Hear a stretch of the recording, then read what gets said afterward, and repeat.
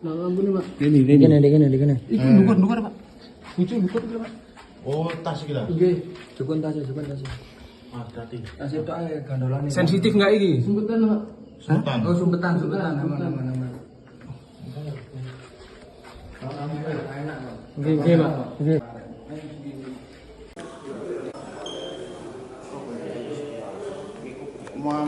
Alamat Lamongan. Para petani dan pedagang pasar di Puspo Pasuruan, korban pemerasan komplotan preman yang berhasil ditangkap anggota tim Jatanras Polda Jatim berjumlah belasan orang. Kasus tersebut memperoleh atensi dari Kapolda Jatim Irjen Pol Nanang Afianto karena sudah ada 4 laporan masyarakat pada Desember 2025 dan bertambah 3 laporan pada awal tahun 2026. Untuk selengkapnya pemirsa, kami telah terhubung dengan jurnalis Tribun Madura dengan rekan Luhur Pambudi. Silakan laporan Anda. Oke, baik Nurma. Jadi anggota tim Jatanras di Treskrim Polda Jawa Timur berhasil menangkap 3 orang pelaku preman yang kerap memeras, memalak, dan memaksa para pedagang pasar dan para petani yang ada di kawasan Dusun Mangu, Kecamatan Puspo, Kabupaten Pasuruan untuk memberikannya uang. Dan mereka ini berinisial L, AS, dan MB.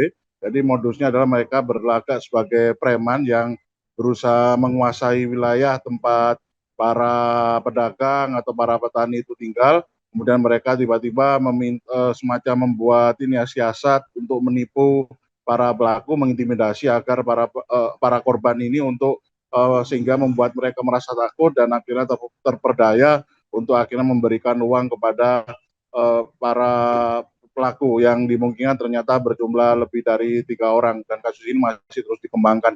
Jadi memang modusnya adalah para pelaku ini yang dikomandoi oleh IS sebagai otaknya, ya berlagak sebagai preman yang kerap kali berkeliling di kawasan permukiman tersebut, di kawasan pasar, petani, untuk mengancam para petani agar segera memberikan uang dengan dalih bahasanya para korban itu memiliki permasalahan hutang piutang yang harus segera diselesaikan, sehingga para korban ini harus segera memberikan uang yang jumlahnya begitu besar.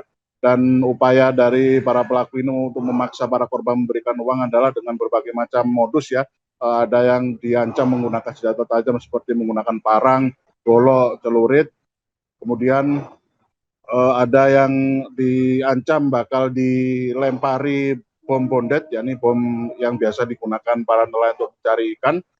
Dan ketika mereka ngobrol dengan korban atau mengancam korban, biasanya pelaku ini membawa golok atau celurit yang siap untuk disabetkan kepada korban, dan juga memain-mainkan alat seperti bom bondet ya. Jadi memang korban ini diancam dengan cara begitu, tapi ada juga korban yang diancam dengan cara diintimidasi, ditipu dengan dipaksa memegang perkakas alat hisap narkotika sabu yang biasa disebut alat bong untuk dapat didokumentasi, untuk dapat difoto oleh para pelaku, sehingga foto dokumentasi berupa video atau foto yang diperoleh oleh pelaku yang disimpan dalam ponsel pelaku ini bisa digunakan untuk memeras korban di kemudian hari. Dan ternyata memang informasi yang kami himpun dari hasil penyidikan yang dilakukan oleh pihak kepolisian, dan dalam medan ini dilakukan oleh Subdit 3 Jatanras di Treskrim Polda Jawa Timur, bahasanya pelaku ini sudah melakukan upaya semacam ini memeras para warga di situ selama 2 tahun. Jadi pelaku ini diketahui memang untuk khususnya adalah otak atau pimpinan dari kelompok preman ini, merupakan residivis, pernah dipenjara atas kasus pembegalan, kemudian kasus bajing loncat atau pencurian muatan kendaraan yang melintas di kawasan Pasuruan, kemudian pernah juga terlibat kasus pencurian kendaraan yang ada di Jawa Timur. Jadi pelaku ini memang residivis dan informasinya baru saja keluar dari penjara, kemudian pelaku ini berusaha untuk ingin memperoleh pengaruh kekuasaan sebagai preman penguasa yang ada di wilayah tersebut dengan berusaha untuk melakukan semacam pemalakan, aksi premanisme dan pemerasan terhadap para korban. Dan informasinya memang para korban ini ada yang dimintai uang mulai dari yang terkecil yakni sekitar 1 juta rupiah hingga ada yang sampai 80 juta. Dan kasus ini informasinya berdasarkan keterangan dari Kepala Subdit 3 Jatras Polda Jawa Timur, Ajun Komisaris Besar Polisi Arbari di Jember, masih terus akan dikembangkan karena pihak personilnya masih melakukan serangkaian pengembangan penyelidikan untuk menangkap adanya komplotan lain dari pelaku yang dikomandoi oleh pelaku utama yang berinisial EL ini. Jadi memang dimungkinkan ada banyak pelaku yang bisa akan terseret untuk dilakukan penangkapan, dan informasi kami himpun dari pihak kepala desa yang ada di kawasan tersebut, di kawasan Kabupaten Pasuruan itu, memang aksi premanisme yang dilakukan oleh 3 pelaku ini bukan hanya terjadi di wilayah satu desa saja, tapi ada di beberapa desa yang ada di kawasan Kecamatan Puspo itu sendiri. Dan kemarin kami Tribun Jatim juga sempat mewawancarai 2 orang korban ya. Salah satu korban yang berinisial EO itu mengaku diancam dengan menggunakan senjata tajam, kemudian ia adalah korban yang diintimidasi dengan cara disuruh memegang alat perkakas, alat bong, alat sabu-sabu untuk direkam, dan ancamannya adalah kalau tidak menyerahkan uang hampir 1 juta, katanya anak istrinya akan diculik, kemudian akan dibunuh, dan juga akan dilukai begitu ya. Kemudian si pelaku itu sendiri yang berinisial IS itu sendiri juga berusaha mengancam warga lain yang berinisial N. Jadi ada seorang petani yang usianya sekitar 56 tahun, dia kemarin mengaku diancam dengan modus dirinya bakal dilempar bom bondet. Bahkan saat kejadian itu di akhir tahun 2025, dirinya ketika itu baru saja pulang bertani, kemudian disekap atau diculik oleh komplotan tersebut untuk dibawa ke hutan dan dipukuli dan diintimidasi untuk segera menyerahkan uang. Sehingga korban ini langsung akhirnya melapor pada pihak polisian setempat, dan laporannya ada sekitar 4 laporan yang terjadi yang diterima oleh pihak kepolisian di bulan Desember 2025, dan ada laporan terbaru juga di awal tahun 2026, yakni bulan Januari hingga Februari, berjumlah 3 laporan. Kemudian kasus ini langsung jadi atensi bagi Kapolda Jawa Timur Irjen Pol Nanang Afianto untuk segera dilakukan penyelidikan, menyidikan, dan mengejar para pelaku, dan terbukti memang sebagaimana video amatir yang kami peroleh, memang pihak kepolisian langsung melakukan penyelidikan di lokasi yang ternyata memang untuk Kecamatan Puspo itu sendiri berada di area pegunungan ya. Jadi memang cukup sulit dijangkau. Walaupun demikian pihak kepolisian tetap berkomitmen untuk melakukan penyelidikan untuk mengakomodir, memberikan rasa aman kepada para korban untuk segera diselidiki kasusnya, dan alhamdulillah pihak kepolisian berhasil menangkap 3 orang pelaku, dan kasusnya masih terus dikembangkan untuk menangkap beberapa pelaku lainnya.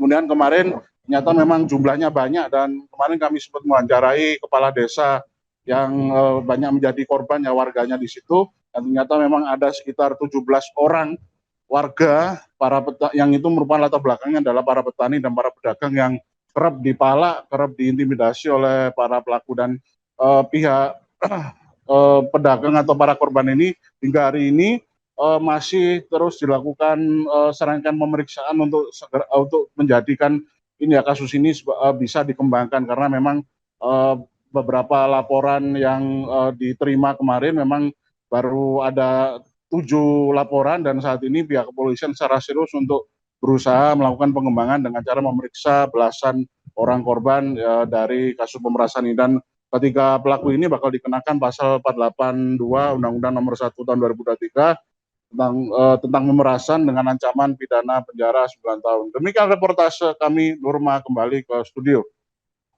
Baik, terima kasih rekan Luhur dan selamat bertugas kembali. Ya, saudara EI ini sebagai pelaku utama pemerasan yang melakukan pengancaman dengan senjata tajam dan menerima uang hasil pemerasan. Kemudian ada AS, saudara AS ini turut membantu memantau korban dan menerima bagian hasil pemerasan. Kemudian ada saudara MB turut serta dalam melaksanakan dan menerima hasil bagian pemerasan. Untuk keseluruhan tersangka saat ini telah diamankan dan ditahan untuk proses hukum lebih lanjut. Barang bukti yang diamankan tuduhan pidana adalah perbuatan melawan hukum dan akan kami tindak tegas. Terima kasih atas perhatian rekan-rekan media. Wassalamualaikum warahmatullahi wabarakatuh. Pelaku utama. Baik. Rekan-rekan media, berdasarkan hasil pemeriksaan dan oleh penyidik bahwa tersangka IS ini juga pernah melakukan perbuatan yang serupa, yaitu melakukan pengancaman dengan kekerasan ataupun ancaman kekerasan. Setelah dilakukan penangkapan ini, kemudian beberapa masyarakat telah juga melaporkan. Kurang lebih ada 4 yang diadukan berkaitan dengan tersangka ini dan 3 laporan polisi di tahun 2020. Ini sedang kita dalami karena ini sekali lagi sebagai Pak Kabin Mas tadi bahwa cara yang digunakan adalah cara-cara premanisme, dengan kekerasan ataupun nakut-nakuti, dan ini salah satu bentuk kejahatan yang langsung bersentuhan dengan warga masyarakat sehingga menimbulkan rasa cemas ataupun ketakutan. Ini tidak boleh terjadi. Maka bahwa yang ditanyakan tadi, tersangka IS ini juga sudah kami dapatkan laporan ada 4 yang diadukan dan ada juga yang sudah dilaporkan oleh kepolisian di tahun 2025 di wilayah Pasar. Dan pada saat korban ini korban, kemudian juga tadi sampaikan oleh Pak Kabin Mas pada saat kronologi yang bersangkutan nanti akan dilaporkan, dikirim ke polisi foto ini. Selain sulit juga itu. Jadi memang tersangka ini di daerah Puspo ini sudah cukup meresahkan, bukan cukup sangat. Latar belakangnya itu pelaku 365. Jadi dia dulu pernah melakukan perampasan muatan truk, Pernah menjalani juga pick up. Pernah menjalani juga, terus keluar. Dia sepertinya mau menguasai wilayah itulah. Kesasarannya para petani yang terlilit hutan. Cari panjatannya seperti itu. Jadi mungkin tadi sudah disampaikan untuk di Jatim tidak ada istilah preman-preman yang menguasai wilayah. Kalau memang ada, segera dilaporkan kepada kami. Satu lagi bahwa memang pelaku ini baru keluar dari menjalani hukuman. Jadi dia tetap ingin eksis, ingin diakui oleh masyarakatnya. Ada beberapa kelompok yang lain juga yang masih kita lidik untuk kita lakukan penyelidikan sementara. Karena informasi dari masyarakat di sana banyak juga kejadian-kejadian yang sama di wilayah tersebut. Terima kasih.